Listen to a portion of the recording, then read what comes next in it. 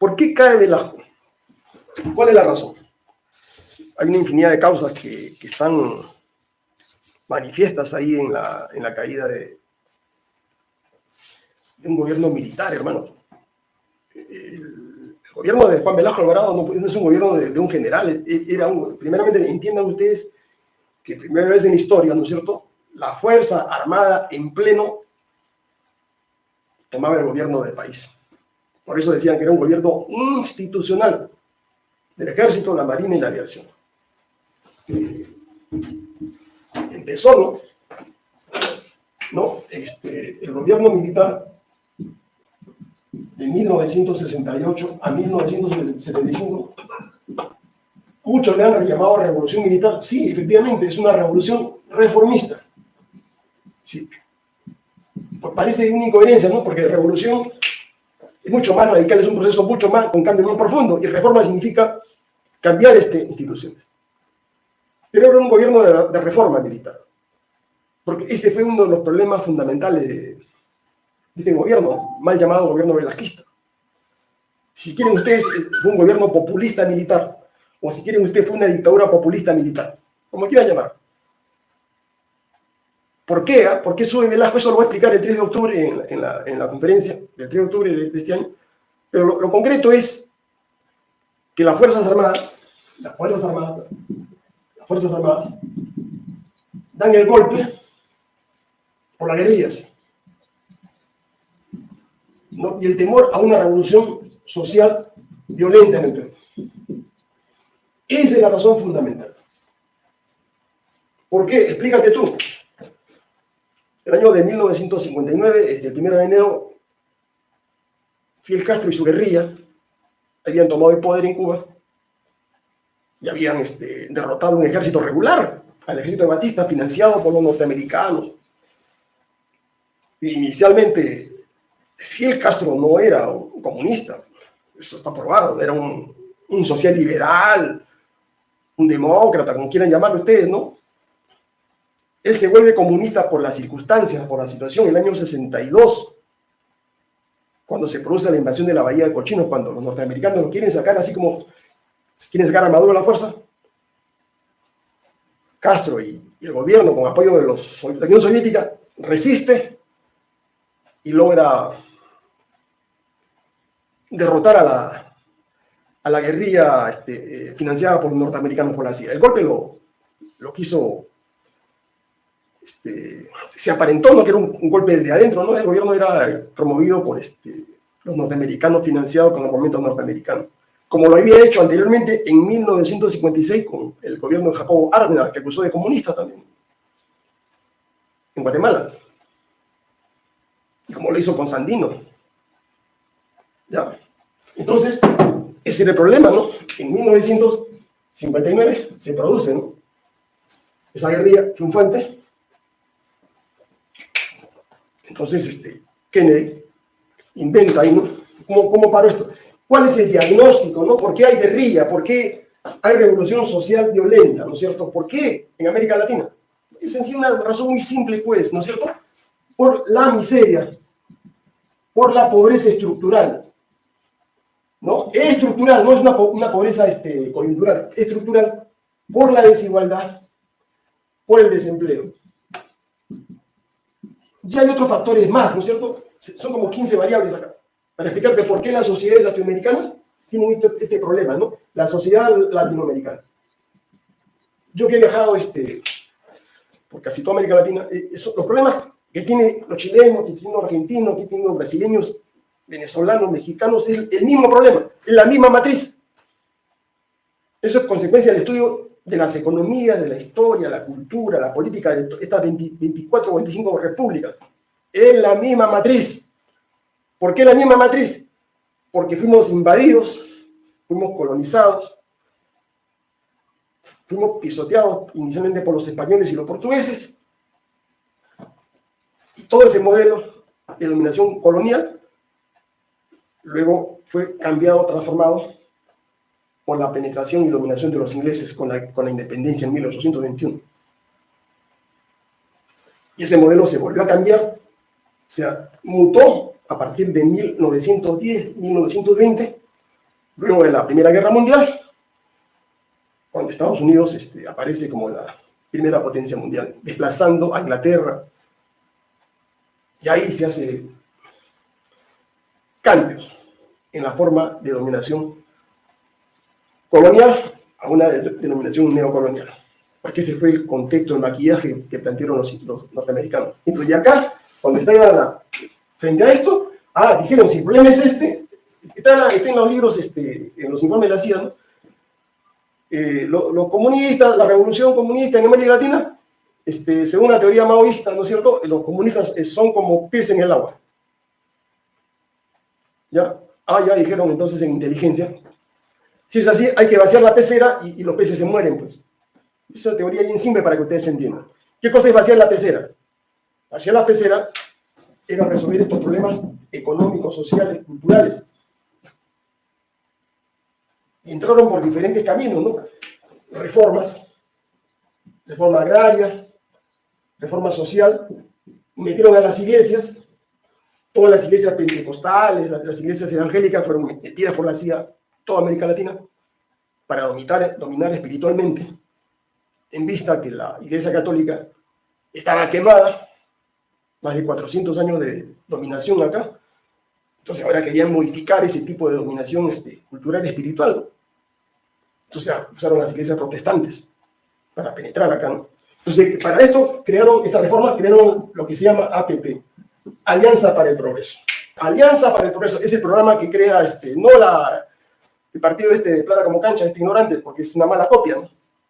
Alianza para el Progreso era un plan económico social que los norteamericanos idearon, así como hicieron el plan Marshall allá en Europa para poder reconstruir Europa luego de la Segunda Guerra Mundial. Dijeron, hagamos acá un plan Marshall mínimo, menor, para tratar de desarrollar, hacer reforma agraria, dar alguna forma de trabajo a los latinoamericanos. Entonces, a través de ello, los norteamericanos crearon una serie de instituciones, mecanismos, el Cuerpo de Paz, ahí lo captan a Toledo en Chimbote, financian ONGs, financian partidos políticos, ¿no? Los padres de los youtubers, los padres de los actuales caviares y todos están metidos en eso, ¿no? Acá en el Perú financiaron Cooperación Popular a través de Acción Popular y una serie de Cuerpo de Paz que está manejado por la CIA, gente infiltrada, los mormones, los adventistas y todo. Todo es un sistema, hermanos, que sería pues años de explicarle, porque estoy tratando de resumirles para explicar la razón. Entonces ellos dicen, ¿no?, los norteamericanos, nosotros dimos el golpe de Estado en 1962 para que no llegue allá de la torre, para que no llegue Odría, porque se iba a prolongar la dominación oligárquica terrateniente en el Perú. Y eso iba a generar guerrilla en el Perú. Y eso fue lo que pasó, pues acuérdense de Hugo Blanco, la toma de tierras en la convención y acá en Cerro Pasco. Eso pasó en el año 60. Eso pasó en 65, con la guerrilla de la Puente Uceda. Entonces eso, o sea, el análisis de inteligencia de la CIA y todos los servicios de inteligencia norteamericanos eran correctos. Entonces, ¿cómo paras tú la guerrilla? ¿Cómo paras tú si la miseria sigue, la pobreza sigue hasta ahora? Si sigue la desigualdad hasta ahora, es que son estos, lo de la Confiet, estos burgueses, industriales, banqueros, petroleros, así, pero son tan animales, tan brutos que no se dan cuenta que ellos al financiar a Porky, a Keiko Fujimori, a Vizcarra, a todos los que han tenido el gobierno, a Fujimori, a los Belaúnde,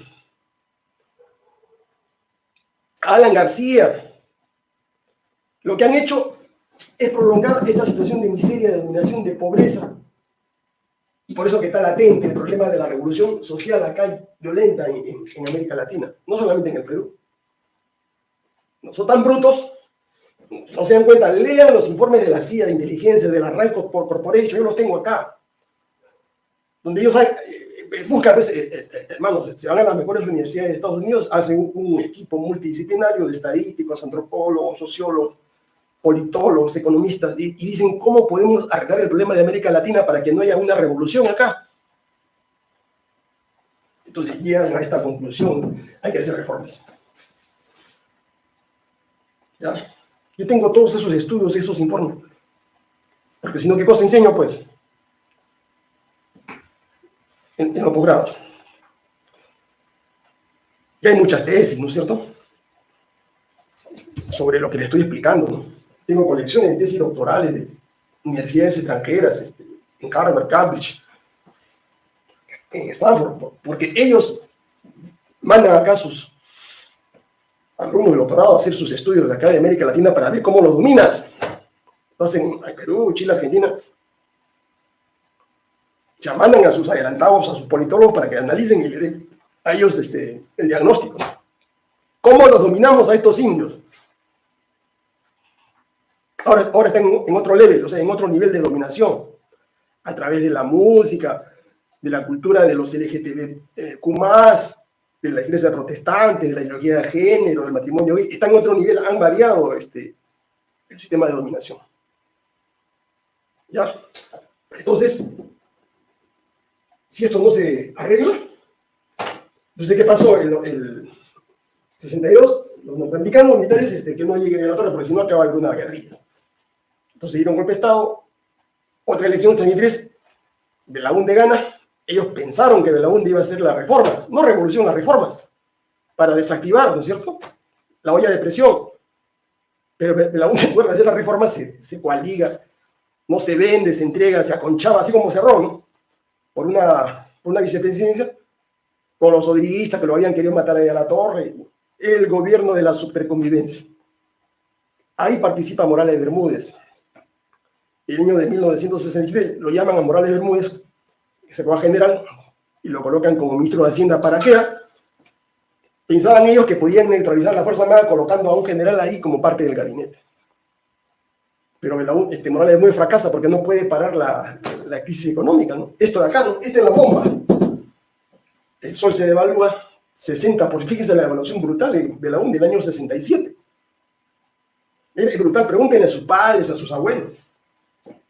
Entonces, corrupción, contrabando, escándalo. Entonces, el 68, esa es la decisión política de un sector, ¿no es cierto?, de la Fuerza Armada, ¿no?, fundamentalmente el ejército, que se habían agrupado, ¿no es cierto? Ellos se agrupan, el ejército, en el CAE. Inicialmente se llamaba CAE, Centro de Altos Estudios Militares. A mí una vez me invitaron a dar una conferencia. Están todos los cachapos ahí. Almirante, vicealmirante, capitán de fragata, oficiales, coroneles, comandantes, jeje. Toda la casta militar policial, ¿no? Entonces, como ellos son cemento, quieren que la gente inteligente, que los profesores inteligentes, la gente, los cerebros acá civiles, le vayan a abrir el panorama, ¿no?, que le hagan entender cuál es la situación política del país, como estoy hablándoles ahora, porque esto lo están grabando, ahora lo van a descifrar, de lo que ha dicho Ramírez, el entre comillas, patatín, patatán. Pero no le voy a decir todo, así que ya saben cómo es en inteligencia, ¿no?, la cosa es cortada. Si pueden ustedes recomponer todo y armar el muñeco, pero no le voy a decir todo. Entonces, en el CAE hacen su análisis, ¿no?, de escenarios. Entonces, el año 68, dicen ellos, ¿no?, si nosotros dejamos que siga el curso de las cosas, el año 69 hay a la torre presidente. El APRA. Pero Aya de la Torre ya había renunciado, ¿no?, a su programa, ¿no es cierto?, a este programa. Acá lo tengo todo. O sea que, si se hablara de lo que es la... No es filosofía, no es teoría, ¿no?, porque no tienen teoría política ellos, ¿no? Este es el libro de propaganda, ¿no?, de Aya de la Torre de Santibumel Lapra, donde está más o menos sus ideas, ¿no?, del Perú, su diagnóstico, ¿no?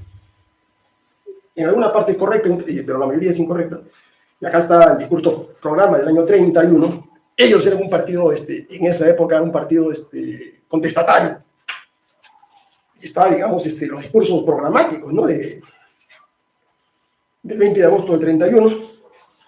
Ese discurso, muchos no lo entienden, no lo han leído, que es el discurso que da Aya de la Torre, ahí se expresa de manera abierta ya, ante un congreso partidario el año 31, o sea, la línea matriz, el eje del programa aprista, ¿no? Y el discurso, pues, que más conocido, ¿no? Que es el discurso de la plaza de Hacho, ¿no? Del 23 de agosto del año 31, donde es mucho más abierto, pero el discurso en el Congreso es mucho más claro. Y hay otro documento, ¿no es cierto?, cuando crea el Partido de Liberación Nacional, del año 28, 29. Pero lo cierto es que ellos tienen, en esa época, ¿no? Y luego el discurso del retorno, ¿no? de la Plaza San Martín del 29 de mayo del año 45, cuando ya regresa ya adocenado, domesticado por los norteamericanos, ¿no? Donde ya Aya La Torre pierde toda su verborrea, pues, reformista, ¿no? Ya el imperio lo había domesticado, es la palabra, ¿no? Pero el año 31, Aya La Torre, el año 30-31, viene de Alemania, donde estaba de visita, luego de irse a la Unión Soviética, con algunas ideas de reforma, ¿no?, del país. Y ahí toma las ideas puchistas, ¿no es cierto?, de Hitler, ¿no es cierto? Todo, ustedes ven toda la parafernalia aprista, es una parafernalia nazi, ¿no? El cóndor, el chavín, es el águila nazi, las marchas apristas, todas esas cosas, ¿no? Entonces, el programa ya lo había enterrado el año 45, ¿no? Entonces, los militares de esa época dijeron, si Aya La Torre es presidente en el 83, acá hay una revolución social. Guerrillas. Ya había pasado en Venezuela, con los apristas venezolanos, los ADECOS, ¿no? Acción Democrática, ya había pasado en Venezuela. Entonces ellos dicen, no, ¿y quiénes van a ir a combatir a los guerrilleros? Van a ser el ejército de la Fuerza Armada. Si a nosotros los arreglos, los negociados de Aya La Torre, los vamos nosotros a tener que cubrir. No, dijeron, no. Entonces por eso dan el golpe el 3 de octubre del 68. Y lo gracioso es esto, ¿no? Velasco no era un tipo pensante, no era un teórico, era un político. Velasco es un cachacote, es un general del ejército, ¿no? Con líder, con mando y todo lo que quieran. Pero su ideólogo, ¿no es cierto?, era Carlos Delgado. ¿Quién es Carlos Delgado?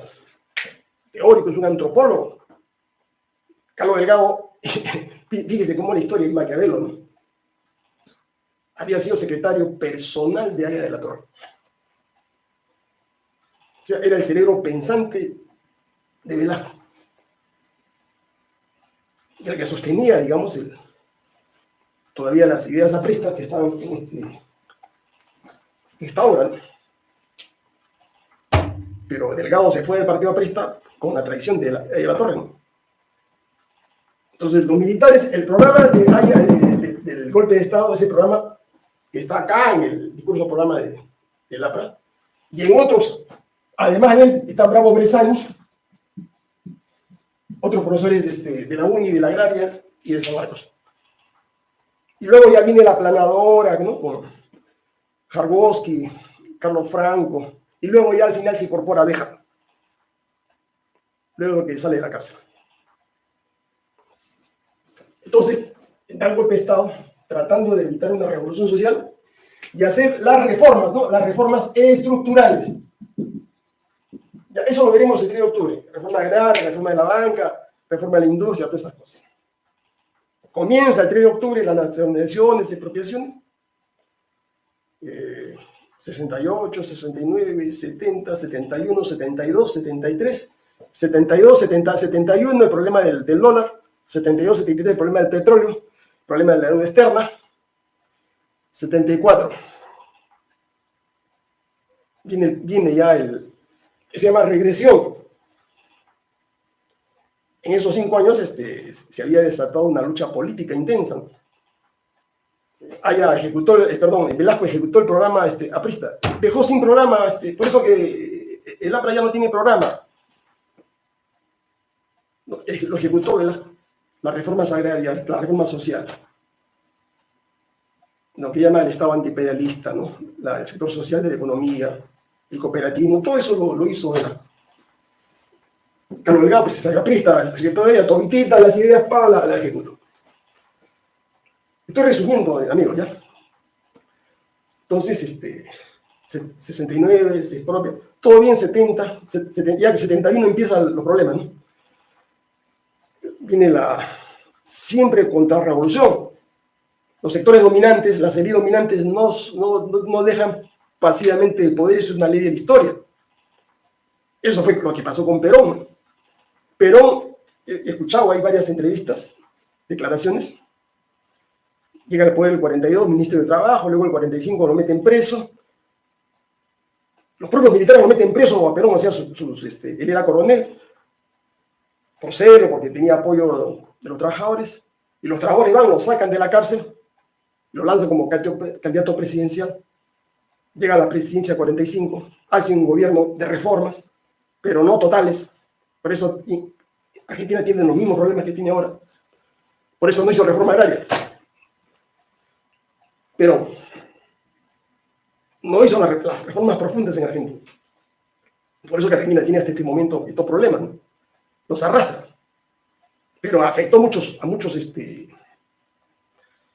millonarios en Argentina, a la iglesia.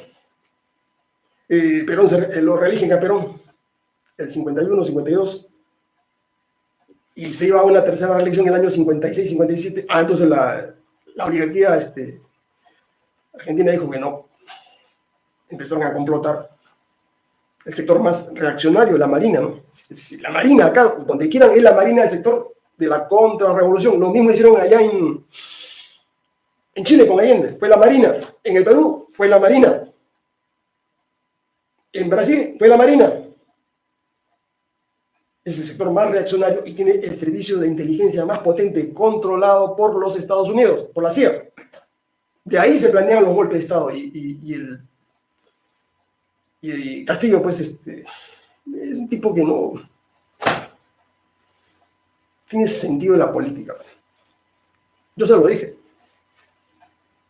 ¿Qué cosa cree que te están dejando que sea presidente? Que ellos van a estar con los brazos cruzados, van a aplaudir antes de que asuma el 28 de julio del 2021 a la presidencia, ya están complotando. Era una conspiración, era un plan. Acuérdense ustedes que montaron ahí un equipo de abogados con toda la ultraderecha, todos se juntaron por los apristas para tratar de viciar, digamos, la votación.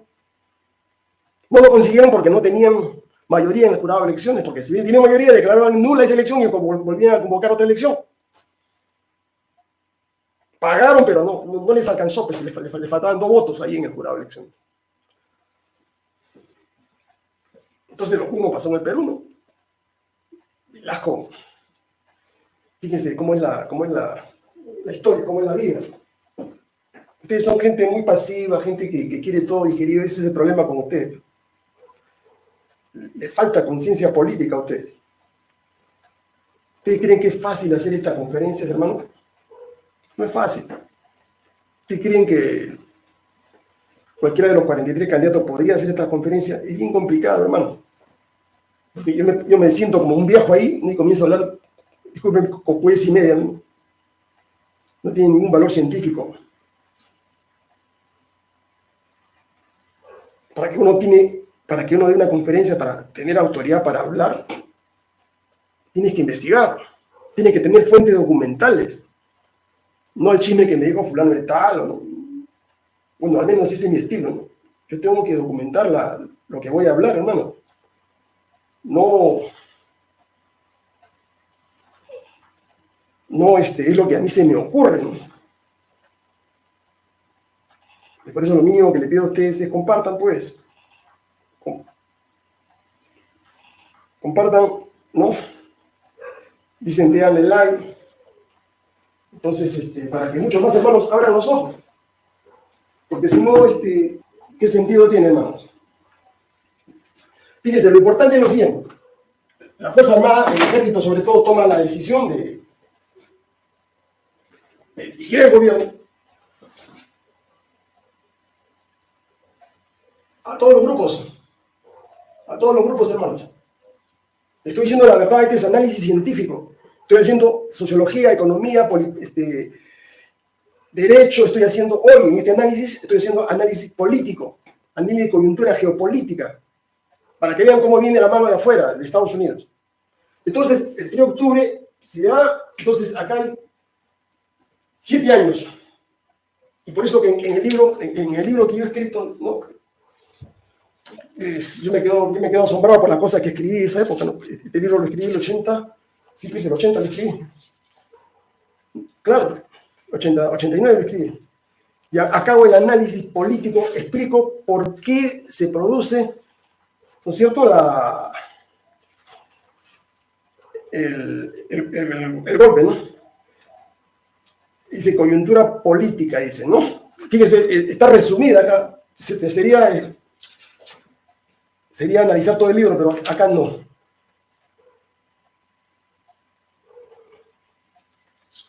Dice, al producirse, dice, escuchen lo que dice esto, después lo voy a analizar en detalle. El golpe militar del 29 de agosto del año 75, encabezada por el entonces primer ministro, general del ejército peruano Francisco Morales Bermúdez.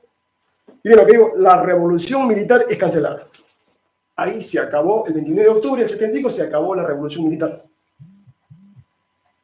2. Se ingresa a un proceso de transferencia del poder a la civilidad. Sean los militares, encabezados por Morales Bermúdez, no todos, sino el grupo de Morales Bermúdez, toma la decisión de regresionar, de cancelar todo, de patear todo. Bueno, como somos incapaces de gobernar el Perú, entonces le vamos a devolver el poder a los civiles y nosotros nos vamos a nuestros cuarteles.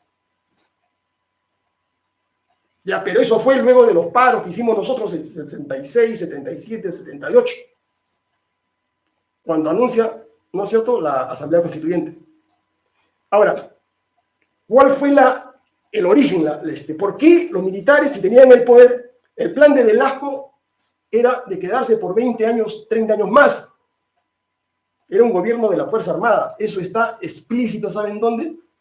En el último mensaje a la nación que da Velasco, el 28 de julio de 1975, donde hace el análisis de los problemas de la revolución, de lo que él llama revolución de la Fuerza Armada, las vías que seguían, el futuro de la revolución.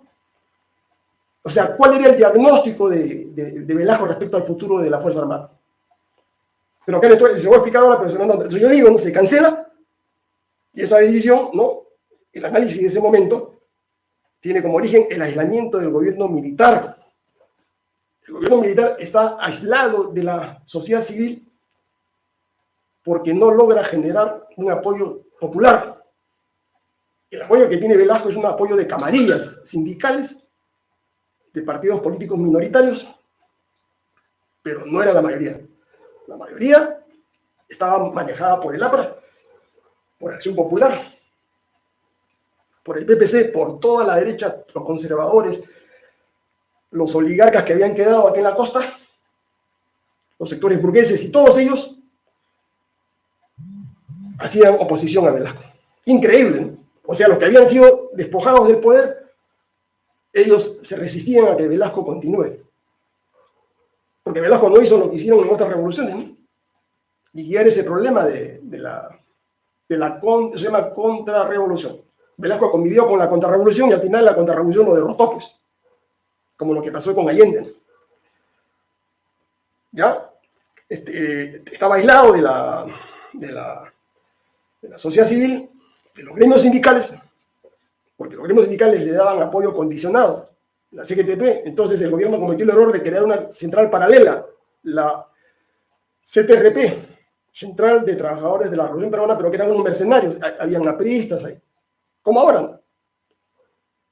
Y a ello se agregaba una aguda crisis económica, la protesta social y política ascendente, o sea, de los sectores más pobres, y que empezaron en el año 76, ¿no? La lucha contra la Fuerza Armada, contra el gobierno militar. Eso lo explicaba ahí en los 90 libros. El análisis, yo me quedo sorprendido, ¿no? O sea, yo he acertado en el análisis, la causa, las consecuencias, por qué se produjo eso, ¿no?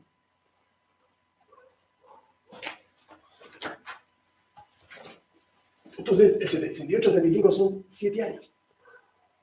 Entonces, la contrarrevolución empieza, ¿no? ¿Cómo toma el poder Velasco? Velasco toma el poder, se lo resumo, ¿no? Son 5 círculos. Toda maniobra conspirativa tiene 5 círculos. Más o menos, tienen 6 o 7, pero son 5 los que mandan. En el núcleo del grupo conspirador están el cerebro, los líderes y los principales operadores. O sea, acá en este círculo está Velasco, el general. ¿Por qué Velasco? Porque en ese momento Velasco era el comandante general del ejército y presidente del comando conjunto. O sea, era la autoridad suprema castrense a nivel militar. A Velasco lo quisieron sacar de ese cargo. Porque Belaúnde a última hora se dio cuenta que había un plan golpista en marcha. Pero le fallaron los reflejos a Belaúnde, pues. ¿Ya? Porque Velasco desarrolló una maniobra de contrainteligencia. Bueno, en la estrategia militar de la guerra es la táctica del engaño, ¿no? Le simuló obediencia a Belaúnde, estaba en los actos protocolares de la superconvivencia para evitar sospechas. Entonces, Velasco delega, ¿no es cierto?, el diseño del golpe militar a 4 coroneles. Entonces, los coroneles ejecutores son, ¿no es cierto?, Enrique Gallegos, era inteligencia del ejército, Leonidas Rodríguez Figueroa, que manejaba la blindada, la segunda división blindada, con otro más, estaba el general Jorge Fernández Maldonado, y el otro era el coronel Hoy Rubio. Estos fueron los que diseñaron el golpe del 3 de octubre.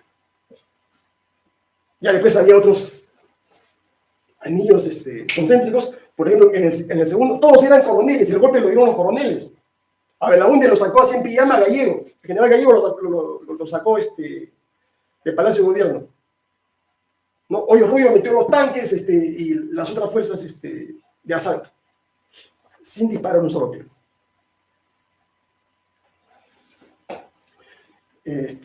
Velasco recién le avisó, ¿no?, a sus pares, o sea, a los otros generales de división. Uno de ellos era el número 2, era Ernesto Montañez Sánchez. Le avisó 2 días antes. Y le dijo, ¿no?, ¿te pliegas? ¿Está conmigo o no está conmigo? El otro evaluó, sí, vamos juntos. Y así sucesivamente, al de la Fuerza Aérea, y al que no se le dijo fue el de la Marina. La Marina se plegó al golpe cuando ya estaba hecho el 3 de octubre, se habían tomado Palacio, ahí se pliega la Marina. Siempre la Marina al final, por inercia, ha tenido que pegarse al golpe. Hay muchos datos, hermano, que no quiero cansarlos a ustedes, pero eso lo veremos el 3 de octubre. Pero lo cierto es esto, ¿no? Entonces, el 68 ellos toman el poder, 69 reforma agraria, 70 expropian expreso, estatizan las empresas, nacionalizan, No es un gobierno comunista, como dicen muchos desinformados, hay mucho tonto. No es un gobierno comunista, no es un gobierno socialista. Es un gobierno que desarrolla el capitalismo de Estado. ¿Ya? Destruye las relaciones serviles feudales que habían en el agro para desarrollar el capitalismo, o sea, para monetizar la economía. Porque eso era un factor de retroceso, ¿no?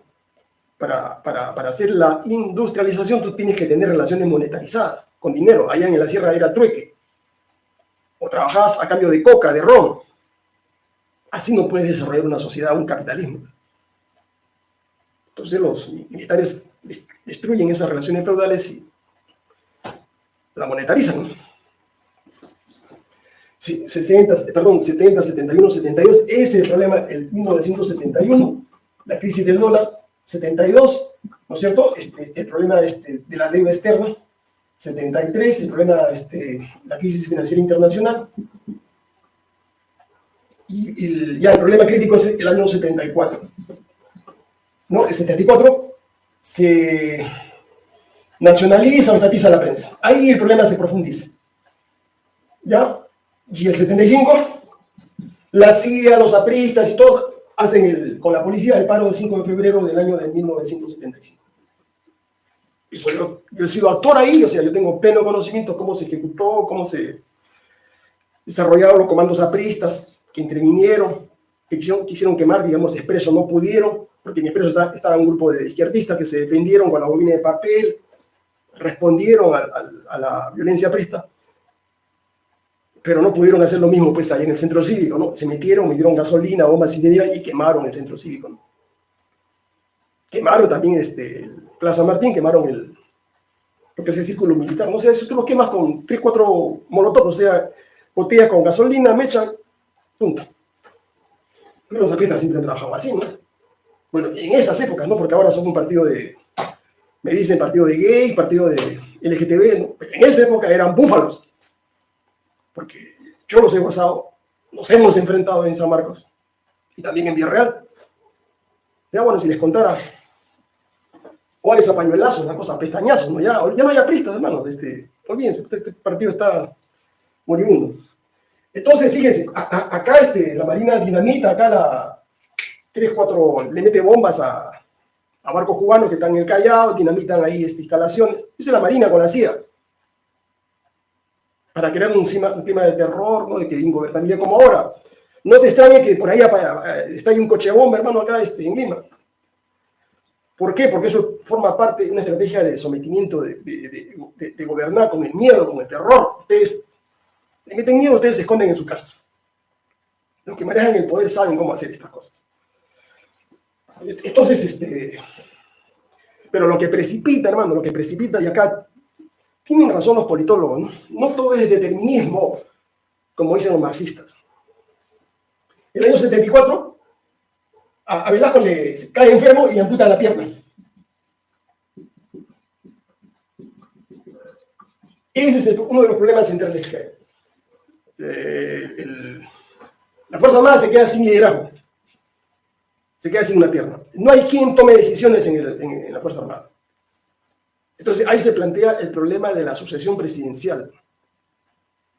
Cae el líder mayor, el que condujo la revolución, y como pasó en China cuando muere Mao Zedong, cuando muere Lenin, se matan ahí las dos facciones, se matan los trotskistas con los estalinistas, se terminan entre ellos, al final Stalin es el que gana, luego manda a matar a Trotsky. Siempre ha sido así, en la Revolución Mexicana, el año 10 hacia adelante. En el APRA, cuando se produce la muerte de Ayala Torre, ¿no? Los amandistas llenó el campo con la gente de derecha, la gente de Townsend Escurra. Y ahí aparece la figura de García, que se aprovecha de esa pelea, ¿no?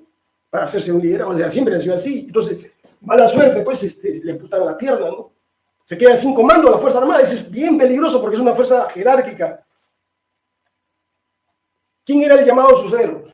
Solamente habían dos posibilidades, ¿no? Era Edgardo Mercado Jarrín y el otro, ¿no? Era Francisco Morales pues. Puede haber optado por un tercero o cuarto, pero ya Velasco no era el mismo, pues. Entonces, el gobierno, la Fuerza Armada se parte en tres. La Fuerza Armada, al menos en el se parte en tres. Los sectores llamados progresistas o de izquierda, ¿no? Los sectores llamados institucionalistas y los sectores de derecha. La Fuerza Armada partía en tres.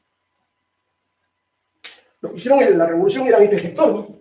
Este sector eran estos generales. Ya generales, eran coroneles, fueron generales. Era el grupo que sostenía a Velasco. Estos se quedan sin cabeza. ¿Quién es el jefe?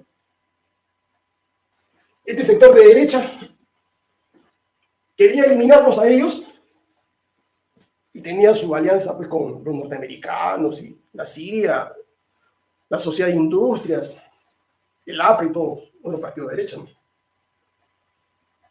Y al centro se ubicó Morales Bermúdez. Mercado Jarrín no pudo haber sido porque pasaba al retiro. Un militar, un general que pasa al retiro pierde mando, ya no, la tropa no lo obedece, así de simple. Velasco todavía lo obedecía, él pasó al retiro el 73, 74 me parece, ¿sí? Pasó al retiro, pero él se quedó como jefe de la revolución porque él fue el que inspiró, ¿no? Pero otro general no podía tener ese privilegio, entonces Mercado Jarrín debía asumir la jefatura, pero no pudo porque pasó al retiro. Y era curioso, ¿no? Le correspondía a Mercado Jarrín, sí, pero un general pensante, ¿no? Que tenía como secretario a Montesinos. Montesinos le plantea a Mercado Jarrín un escenario de golpe de Estado, o sea, golpear a Velasco para que sea presidente Mercado Jarrín. Mercado Jarrín no le acepta. Ahí la desgracia de Montesinos. Porque si Mercado Jarrín no hubiese aceptado, tomaban el poder. O sea, el año 75 se hubiese repetido lo del 90, lo que hizo con Fujimori y Montesinos, lo hubiese hecho con Mercado Jarrín. Pero Mercado Jarrín no quiso porque él decía no quería darle a Velasco y prefería irse al retiro. Entonces ya no había, pues, otro mando alterno, quedaba solamente Morales Bermúdez. que era el más antiguo. Pero si ustedes leen el discurso, los últimos discursos, el último discurso de Velasco, él no pensaba dejar el poder, hermanos, por lo menos en el corto plazo, quizá en el mediano plazo. Y ahí en el último discurso plantea, ¿no? Plantea 5 problemas. Plantea 5 problemas ahí al interior de la Fuerza Armada. Y eran los problemas que al final lo llevaron al golpe, ¿no? Él se quejaba, decía, ¿no? El pueblo no apoya a la revolución armada de la Fuerza Armada. O sea, entonces, como no lo apoyaba, la Fuerza Armada tenía que hacer un partido político, ¿no? Y crea la organización de la revolución de la Fuerza Armada. Crea un partido político Velasco, manejado por unos burócratas. Segundo, dice, ¿no? El problema económico, ¿no? Dice que había problemas económicos, ya había déficit fiscal. Eso es lo que ha pasado en Bolivia. Yo les explicaría, ¿no? El problema de Bolivia, como el problema de Argentina, son 2 gobiernos distintos, pero tienen la misma matriz. El problema del Perú, el problema de Chile, el problema de Colombia, de Venezuela, es el problema de la trampa, de la balanza, de pagos. Ya, ese es el problema. Lo hemos estudiado. Y si ese problema lo resolvemos, como lo hemos resuelto nosotros, un grupo de economistas, el país puede tener viabilidad. Si no lo resolvemos, ningún gobierno va a poder avanzar. Siempre vamos a regresar al mismo problema de la inflación, del déficit, de la devaluación, de la moneda. Eso, hermano, es cerebro, eso es cerebro. ¿Por qué? ¿Cuál es la ventaja nuestra? Entiende, hermano, entiende. Entiende. Entiende lo que te voy a decir.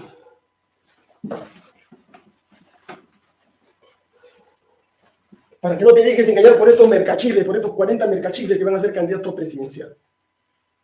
Que te van a engañar, y acuérdate, tú, 5, 10, 15, 20, 50, 100 años vas a tener un problema. Ya nosotros lo hemos diagnosticado. Mira, ve, el problema político, económico, social, cultural, geopolítico de Perú tiene una causa. Acá hay factores, acá hay causas que explican el problema. Esto se llama la situación de dominación neocolonial de una economía neoliberal, primario exportadora, regresiva, excluyente, no incluyente, dependiente. ¿Ya? Esta es la situación nuestra. Es una sociedad que está, donde hay dominación neocolonial con una economía neoliberal, ¿no es cierto?, regresiva, y nunca se va a solucionar. Tienes que saber cómo, si tú tienes una neumonía, tienes un problema estomacal, tienes un problema biliar, tienes un problema visual, tienes un problema prostático, o las mujeres, ¿no?, los problemas que tengan, creo que tienen problemas, lo que llaman ellas, quistes en los ovarios, que es el más común, te estirpan los ovarios, el útero, la trompa. Tú tienes que saber por qué sucede eso. Entonces nosotros tenemos ya claridad, sabemos las causas, sabemos cuál es la razón, cuál es el origen de esto, de acá, de esta enfermedad. Y si sabemos la enfermedad, lo único que tenemos que hacer es dar la solución, la receta, ¿no? Aplicar. Esto, entonces, se cambia, ¿no es cierto? Se cambia el sistema, se cura la enfermedad. ¿Qué hacen los candidatos? Los candidatos ni siquiera entienden esto. Y si no entienden esto, menos van a entender esto. ¿A qué se dedican? Lee tú los discursos de ellos.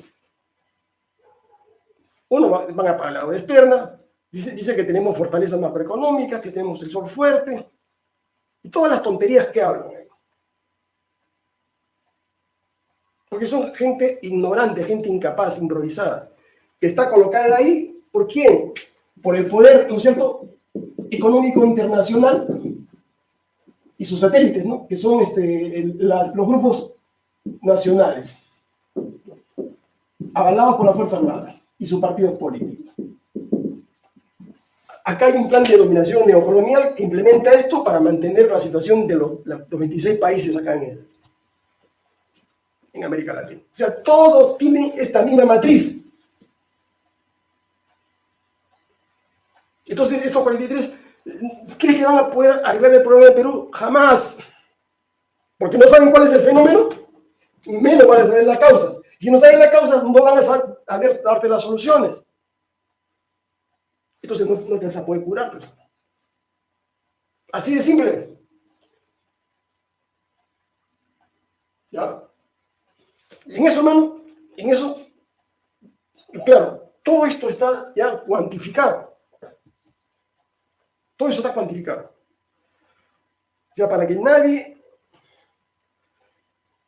se llame, ¿no es cierto?, a extrañeza y te venga a mentir cuentos acá.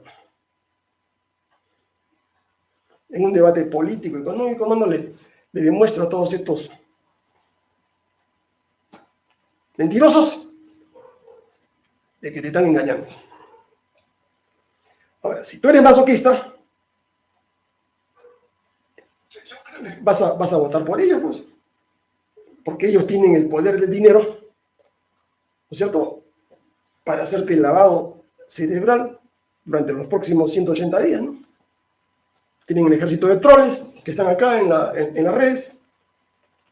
Entonces, hay salida, sí, eso depende de ustedes, ¿no? Eso depende de ustedes. Nosotros tenemos todo ya. Pero la campaña va a ser fuerte, la campaña va a ser, digamos, bastante dura. Inclusive van a atentar contra mi vida, así como ha pasado en Colombia, ha pasado porque esta gente, cuando se da cuenta, ¿no?, de que está perdiendo el poder, de que hay un político, hay un académico, un profesor universitario que le está abriendo los ojos a la gente, bueno, acá de lo maten, no puya, para que no hable. Listo. Se van a buscar de callarme. Esa es la ley de la historia, por eso yo sé a lo que me estoy metiendo. Pero que esto quede, pues, estos videos que queden como prueba de lo que les estoy diciendo a ustedes, ¿no? Esta es la verdad. Esto pasa en toda América Latina, hermano. No te dejes engañar, hermano. No te dejes engañar. La cosa es clarísima acá en América Latina. Este es el problema, estas son las causas, estas son las soluciones. Y está la cura. Porque al poder económico internacional, al G7, a las 90 familias que controlan el mundo, esos gobiernos como norteamericanos, la Unión Europea, ellos tienen que mantener este sistema para que ellos no se hundan. Esta es una ley, ¿no es cierto? Eso ya lo dijo en 1860 y tantos Darwin. Es la ley de la supervivencia, en términos biológicos, aplicado acá a la política, para que ellos puedan vivir bien como viven, con sueldo per cápita de 50.000, de 60.000 dólares, de 100.000 dólares, tienen que tener acá a un conjunto de países, cerca del 80% del mundo, dominado, oprimido. Porque el día que esta gente que está acá oprimida, o sea, todo lo que llaman el hemisferio sur, América Latina, África, Asia, se desarrolla económicamente, es una simple ley física, no es una ley de vasos comunicantes. Ellos van a perder bienestar. Y al perder bienestar va a haber revoluciones en sus países. Es así, hermanos, de simple. El mundo está así. Este es Estados Unidos, este es la Unión Europea, y este es América Latina, este es África, este es Asia. La riqueza está concentrada acá. Ahora, ese modelo tiene que cambiar. Tiene que cambiar a un nuevo modelo, ¿no? ¿Cuál es una tendencia histórica? Que eso no lo van a poder detener ellos. ¿Cuál es el nuevo modelo? El nuevo modelo es este de acá, ¿no? Eso se llama distribución de la riqueza simétrica. Eso se llama multilateralismo. O sea, Estados Unidos va a tener así su PIB, Europa va a tener así, América Latina, China, Rusia. Acá eso se llama simetría. No la cual, miren ustedes ese tipo de desigualdad que hay. Ese es el problema del mundo. Y la tendencia es que haya simetría. Por una razón elemental de supervivencia de la especie. Hay guerras en el mundo para mantener esto, pero cuando no haya guerras, va a haber esto.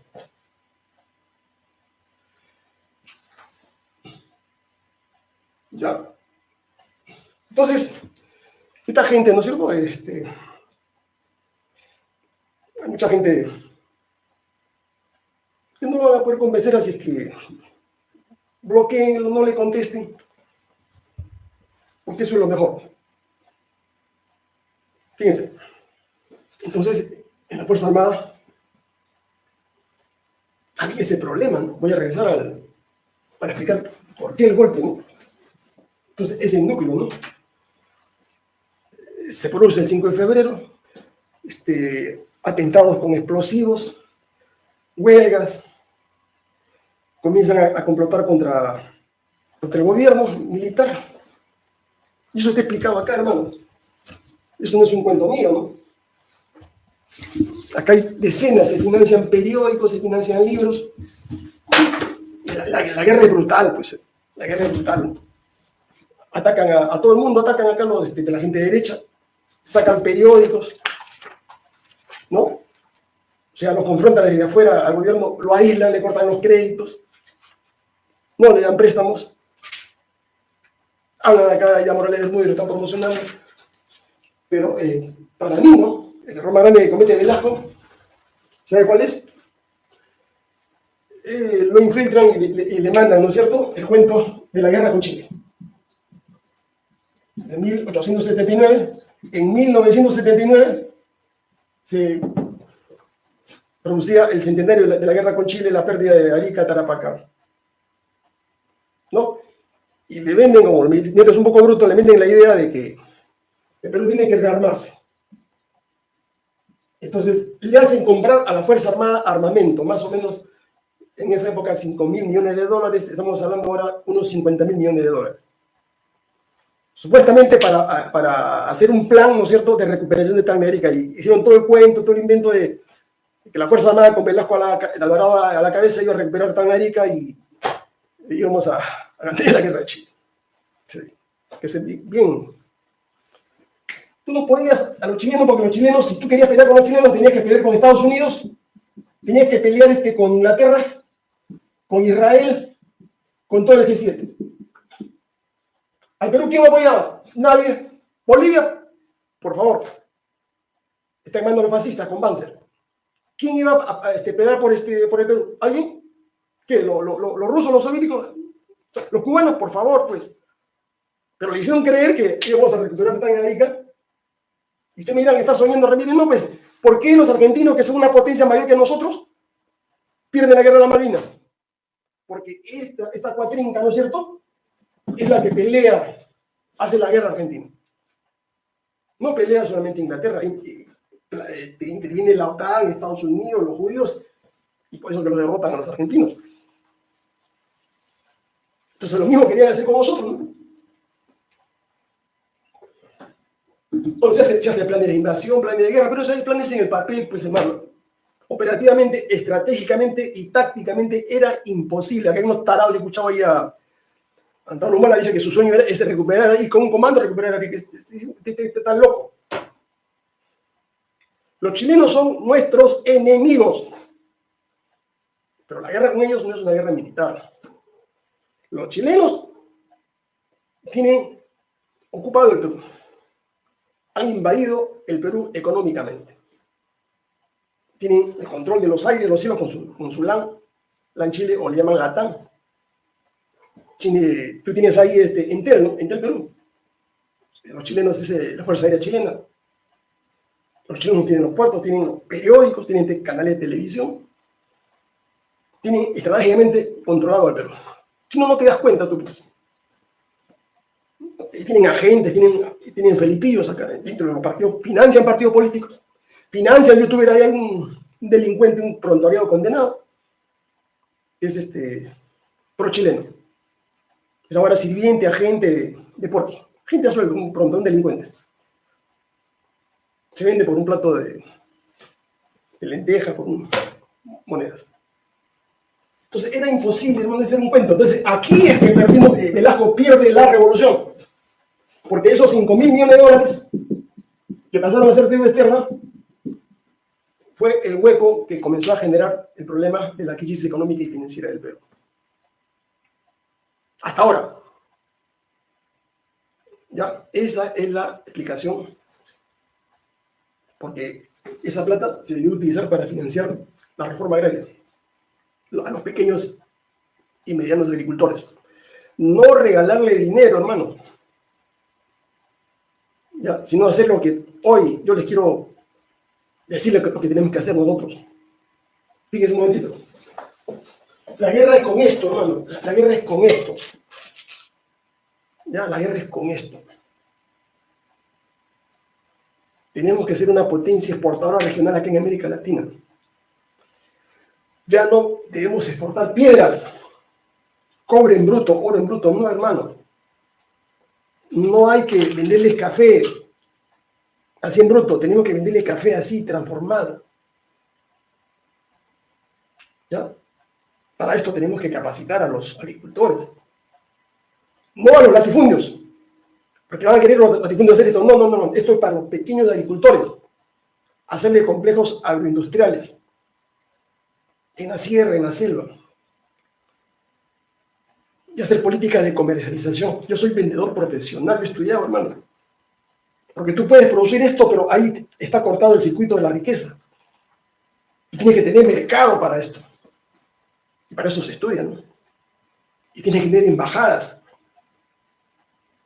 Habrá que votar a todos esos diplomáticos maricones, burócratas, que no sirven para nada. Tenemos que tener ahí embajadores económicos en todas las embajadas, para que le vendan los productos de los agricultores, de los pescadores. Esto se llama materia prima transformada, procesada, industrializada. Acá hay trabajo, acá hay riqueza para la mayoría de la sierra. Yo la voy a convertir, hermano, en una potencia económica. Ya les he dicho, yo tengo mi chacra ahí heredada de mi abuelo. Lo que pasa es que no puedo viajar hasta allá, no puedo estar allá, porque para hacer esta conferencia, 2 días, hermano, ¿tú crees que estaría sembrando allá, no?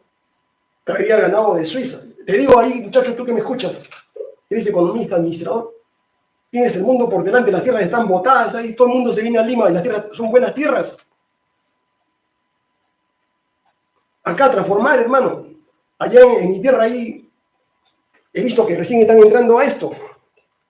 Las conservas las están industrializando. Acá en Guaral, es una tierra milagrosa. Melocotón, mango, uva. ¿No? Esto de acá, hermano. El mejor vino, el mejor pisco. Ahora los chilenos se han adueñado de esto. Allá, ándate. ¿Quién tiene las tierras? Los chilenos. Le cambian la etiqueta, lo mandan a su país, a Valparaíso, y ahí le cambian esto y le ponen Made in Chile. Pero mentira, la materia prima es peruana. Esto de acá tenemos que hacer acá nosotros, los pequeños agricultores, los pequeños, no los latifundistas. Ese es el gobierno de poder ciudadano, un gobierno para los peruanos, no para los extranjeros. No la guerra militar, son cojudeces, hermano. Están engañando. Porque es una estafa. Esta mujer y los militares son traidores a la patria. Van a gastar 14.000 millones de soles en pagar 25 aviones chatarra que no sirven para nada. 14.000 millones de soles. ¿Qué puedes hacer con esa plata? Es tu plata, son tus impuestos. Pero esta miserable no le interesa porque los militares lo tienen extorsionado. Porque si no le da esos 14.000 millones de soles, le quitan el apoyo y dice que se cae esta mujer.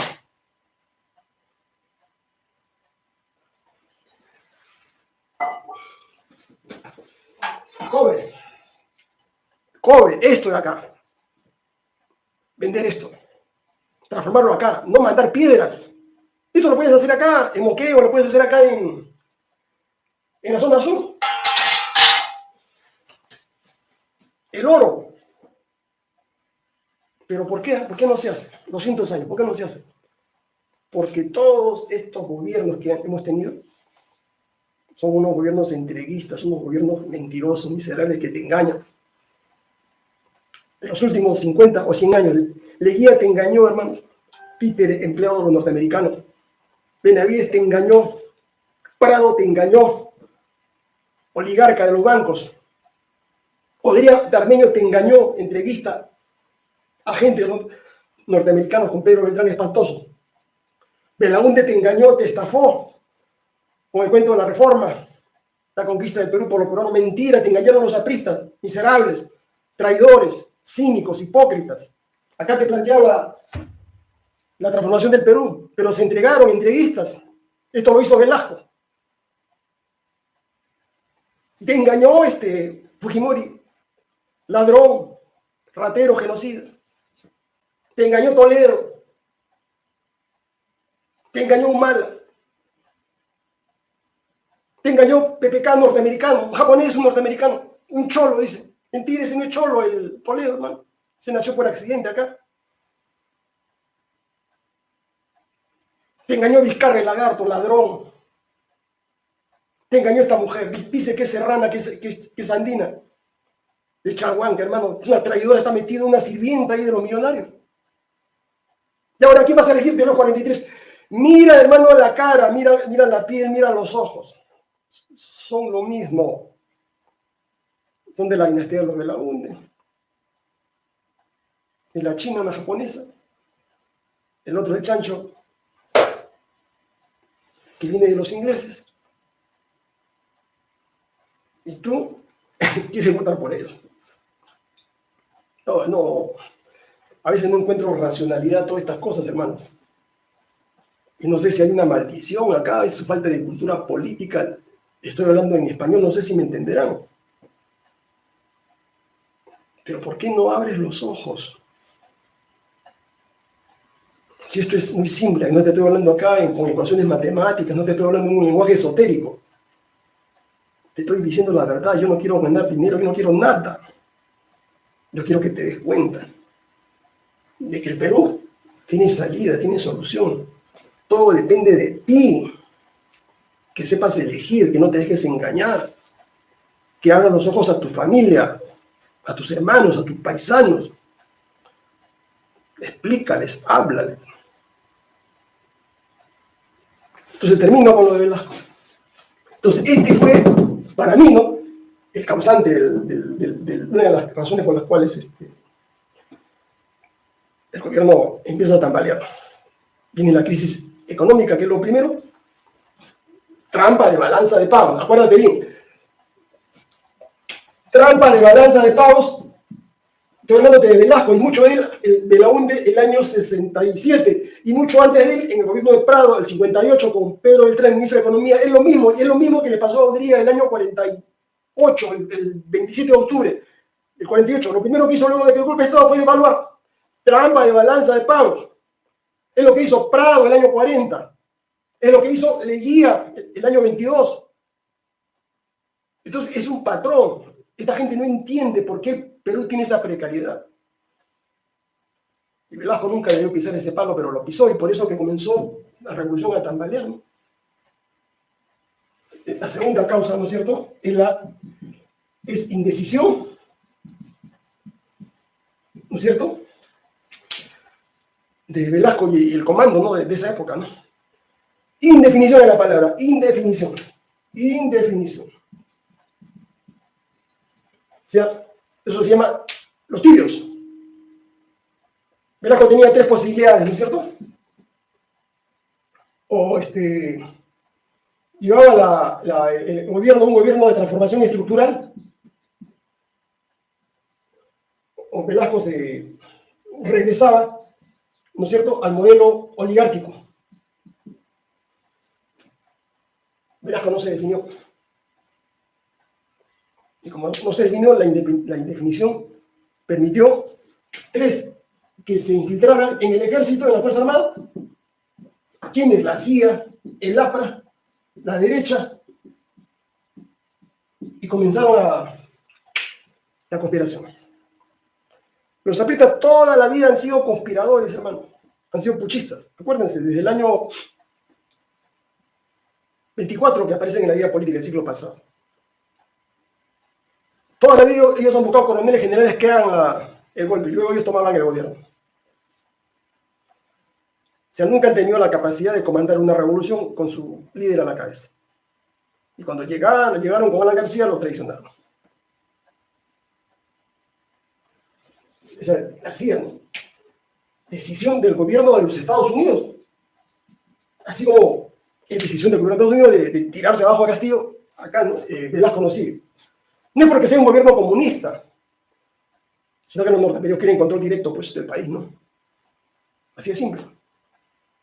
Porque los norteamericanos hoy día forman un movimiento terrorista, como lo han hecho ahí con Al Qaeda, el grupo ISIS, los islamistas, ¿no? Los fedayines, para sabotear a los rusos, para tirar abajo a los rusos. Financian al partido de derecha, como lo que pasa en Venezuela. Montan a candidatos, hacen elecciones paralelas. O como hicieron con Pinochet, ¿no? Con Allende, ¿no? Financian el golpe de Estado, pagan las huelgas a los camioneros.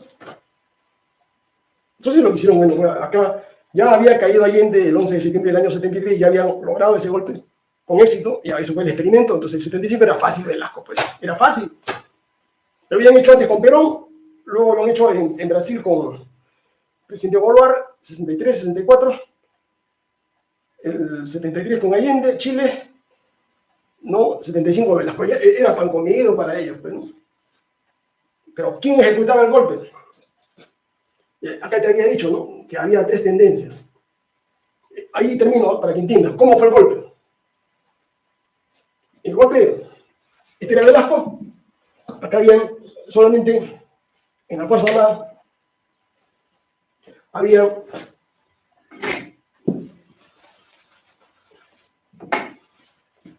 solamente había tres sectores. El sector progre, ¿no es cierto?, que quería profundizar la revolución, el sector de derecha, reaccionario, fascista, y el sector institucionalista.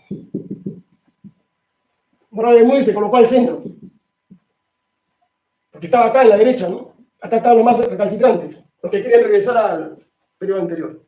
Y acá a la izquierda estaban los sectores más progresistas, más llamados socialistas, ¿no? Un socialismo medio raro, que eran estos cuatro que estaban acá.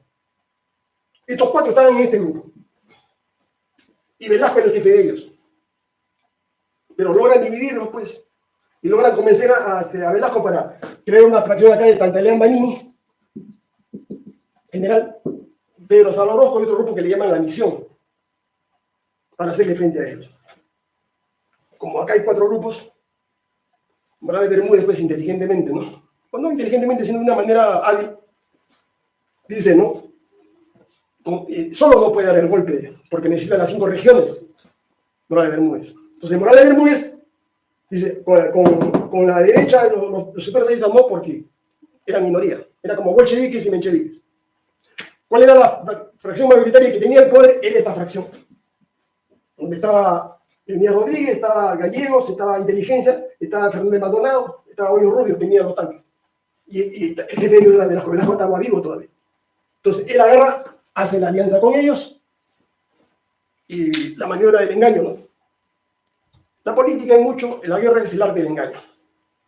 Le dicen, no, yo quiero que me apoyen, voy a suceder a Velasco, me corresponde, Velasco está enfermo, y le dicen, no, yo voy a profundizar la revolución, le dice Morales a ellos, y vamos a ir a un socialismo de participación plena. Ese es el cuento que le meten. Socialismo no, socialismo marxista, ¿no? Un socialismo de participación plena, un socialismo autogestionario. Y ustedes me van a suceder a mí y ustedes van a seguir con la revolución. Bueno, estas ambiciones personales deciden plegarse al golpe. Entonces, el día y la hora, ¿no? Son cerca de 6 meses, logran neutralizar a los jefes de las 5 regiones, le comprometen en el golpe. Entonces los 5 jefes de las regiones se pliegan al golpe. Entonces la fecha indicada, digamos, es el 29 de agosto, o sea, como si fuera pasado mañana, ¿no? Y el lugar están, aprovechan el aniversario de Tacna, de Recuento de Tacna, y ahí, bueno, la Hermes se mete una borrachera y da la orden, ¿no es cierto?, de iniciar el golpe. Entonces la orden era bien simple, ¿no? A partir del día siguiente, el 30 de la hora H, Velasco ya no era el jefe, no lo iban a matar, sino no le iban a hacer caso, las órdenes de Velasco no iban a ser obedecidas. Y así pasó. Cuando Velasco se entera de que Morales Bermúdez en Tacna había comunicado a los miembros de la Fuerza Armada que él asumía la conducción de la revolución por enfermedad de Velasco, Velasco quiere hacer un contragolpe, quiere desmentir a Morales Bermúdez. Y lo primero que hace Velasco es llamar a sus 4 generales, antes coroneles que planearon el golpe del 68. Y ninguno le contesta el teléfono. Ninguno le contesta el teléfono. Velasco, en su desesperación, cree que todavía tiene un mando en el ejército, llama a los jefes de las 5 regiones. Llama a Piura, llama a Tacna, llama a Arequipa, llama a Huancayo, llama a Cusco, llama a Lima. Y ningún general le contesta el teléfono. Entonces, a buen entendedor, pues hermanos, pocas palabras. No, Velasco se había quedado solo. Velasco se había quedado solo. Y él así lo entendió, ¿no?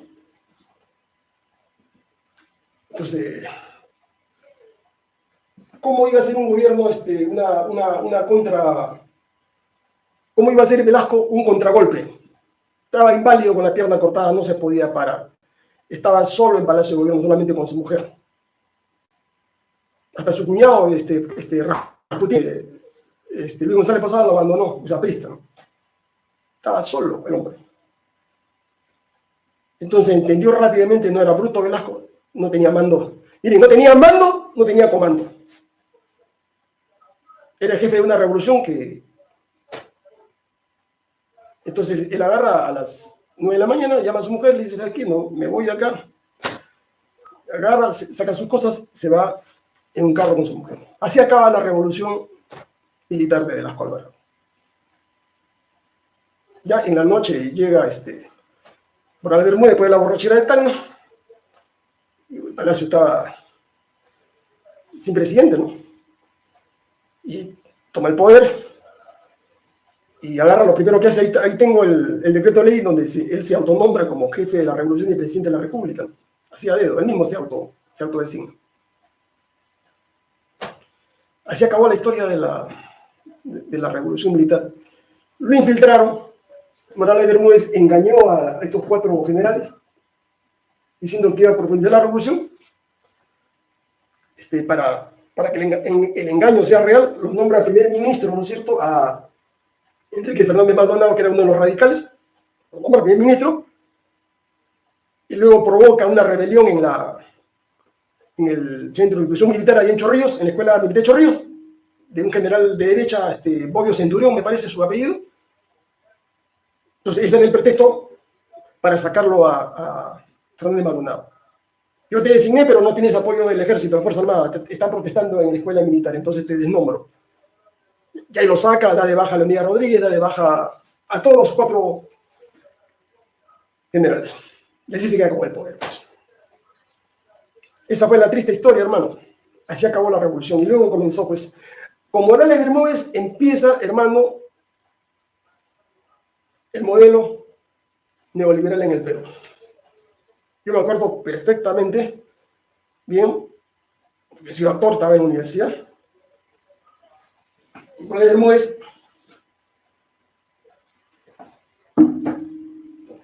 acepta el programa del Fondo Monetario y comienzan los programas de shock, el programa de ajuste, los paquetazos, devalúa la moneda. O sea, todo lo que hizo Fujimori lo empezó a hacer Morales Bermúdez el año 76, 77, 78. Y fue una guerra, pues, ya sin Velasco, sin reforma, sin revolución. Fue un gobierno donde el pueblo, le digo porque yo soy doctor, estudiantes, obreros, campesinos, agricultores, pobladores, ambulantes, trabajadores, profesores, intelectuales,